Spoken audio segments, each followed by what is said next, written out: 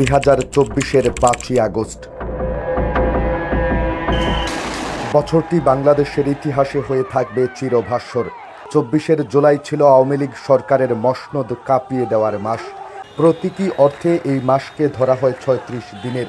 আজ সেই 36 জুলাই, অর্থাৎ ছাত্র জনতার বিজয়ের দিন 5ই আগস্ট।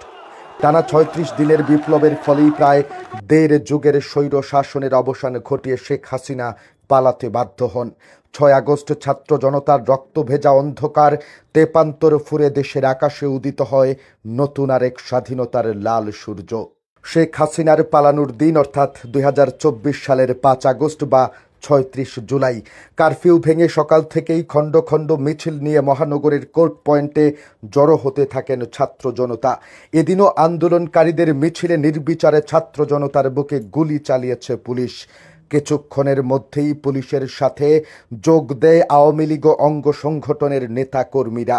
বিক্ষোভরত ছাত্র জনতাকে ছত্রভঙ্গ করে দিতে চালায় সমন্বিত হামলা। এক পর্যায়ে বন্দরবাজারের দখল নেয় আওয়ামী লীগ, যুবলীগ, ছাত্রলীগের নেতারা। পুলিশ এবং আওয়ামী লীগের এই নির্যাতন আর দমন পীড়নে আন্দোলন যেন আরও বেগবান হয়ে ওঠে।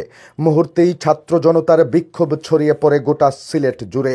রণক্ষেত্রে পরিণত হয় Zindabazar, Chowhatta, jail road point, Ambarkhana, Dargah gate, Naya Sarak point সহ সিলেটের গুরুত্বপূর্ণ সব এলাকা। ছাত্র জনতার ঢল থেকে একটাই দাবি ওঠে, শেখ হাসিনার পদত্যাগ। তৎকালীন ফ্যাসিস্ট আওয়ামী লীগ সরকারের দমন পীড়নের বিরুদ্ধে জুলাই আগস্ট আসে বিপ্লবের মহারণ নিয়ে। অবশেষে বেলা 2:30টার দিকে খবর আসে সরকার প্রধান শেখ হাসিনা পদত্যাগ করে দেশ ছেড়ে পালিয়েছেন। এই খবর নিশ্চিত হওয়ার পর সিলেটের পাড়া মহল্লা থেকে মানুষের ঢল নামে রাজপথে। এরপরই পুরো দেশের মতো স্লোগানে, মিছিলে, বিজয় উল্লাসে মত্ত হয়ে ওঠেন সিলেটবাসী। একে একে সিলেটের সব বিজয় মিছিল গিয়ে মিলিত হয় চৌহাট্টাস্থ কেন্দ্রীয় শহীদ মিনার প্রাঙ্গণে। শহর জুড়ে শুরু হয় বাঁধ ভাঙা উচ্ছ্বাস।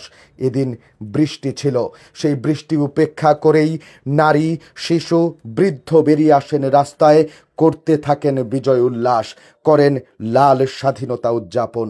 স্বৈর শাসক হটানোর আন্দোলনে সিলেট জেলায় শহীদ হন 14 জন। তারা হলেন সাংবাদিক আবু তাহের মোহাম্মদ তুরাব, তারেক আহমদ, মোহাম্মদ নাজমুল ইসলাম, মোহাম্মদ তাজউদ্দিন, সানি আহমদ, গৌসুদ্দিন, মিনহাজ আহমদ, মোহাম্মদ পাবেল আহমদ, কামরুল, জয় আহমদ, সুহেল আহমদ, মোহাম্মদ মোস্তাক হোসেন, ওয়াসিম ও মইনুল ইসলাম।